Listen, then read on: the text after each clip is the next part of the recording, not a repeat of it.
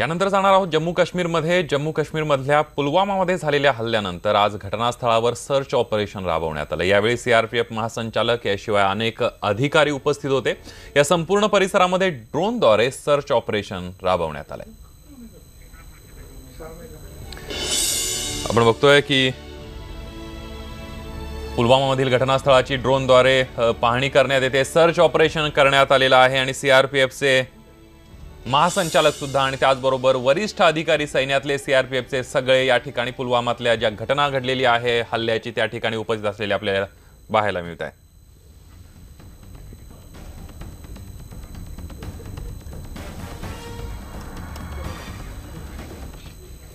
शहीद जवानांवर आज त्यांच्या मूळ गावी अंत्यसंस्कार होणार आहेत। नितीन राठोड यांच्यावर त्यांच्या मूळ गावी म्हणजेच लोणारमध्ये अंत्यसंस्कार होणार आहेत। आपण बघतोय शहीद जवानांच्यावर आज अंत्यसंस्कार होत आहेत। त्यांच्या मूळ गावी आज अंत्यसंस्कार केले जात आहेत। नितीन राठोड यांच्यावर त्यांचं मूळ गाव असलेल्या लोणार जवळच्या चोरपिंपरी या गावामध्ये त्यांच्यावर अंत्यसंस्कार केले जातील। पुलवामामध्ये झालेल्या दहशतवादी हल्ल्यामध्ये बुलढाण्यातले हे दोन वीर जवान शहीद झालेले आहेत।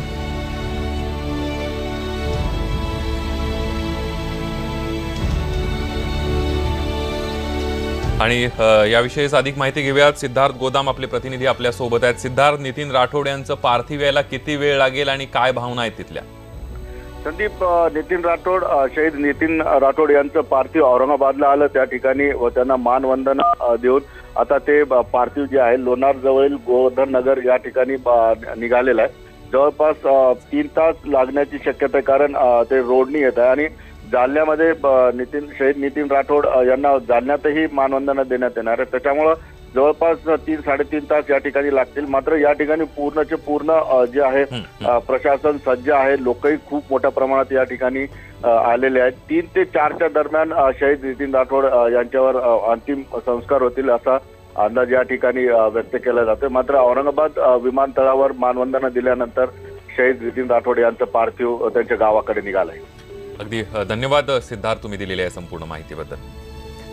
यानंतर एक ब्रेकिंग बातमी बघणार आहोत। जम्मू काश्मीरमधल्या पुलवामामध्ये हल्ला झालेल्या ठिकाणावर सर्च ऑपरेशन राबवण्यात आले। यावेळी सीआरपीएफ महासंचालकांशिवाय अनेक अधिकारी उपस्थित आहेत। या संपूर्ण परिसरामध्ये ड्रोनद्वारे सर्च ऑपरेशन राबवण्यात येतं। ही दृश्य तुम्ही बघू शकताय। पुलवामामध्ये ज्या ठिकाणी हल्ला झाला त्या परिसरामध्ये सर्च ऑपरेशन राबवण्यात येतं। अधिक माहिती घेऊयात। आपल्या सोबत आपले प्रतिनिधी प्रशांत लीला रामदास आहे। प्रशांत, काय सांगाल या सर्च ऑपरेशन बद्दल?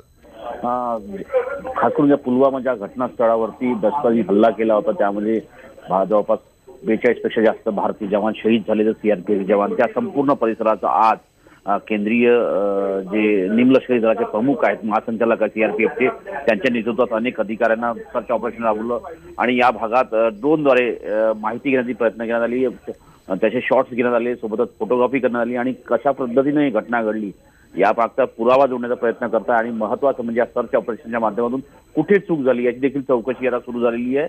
आणि या सगळ्या पार्श्वभूमीवर सर्च ऑपरेशन राबवणे अत्यंत महत्त्वाचं मानलं जातं, कारण की अनेक पुरावे याच्या आधारावर मिळतील अशी स्पष्टता सीआरपीएफच्या अधिकाऱ्यांना वाटतंय। आणि सोबतच 1-2 पानांचा अहवाल देखील केंद्रीय गृहमंत्रालयाला पाठवण्यात आलेला आहे सीआरपीएफच्या वतीने।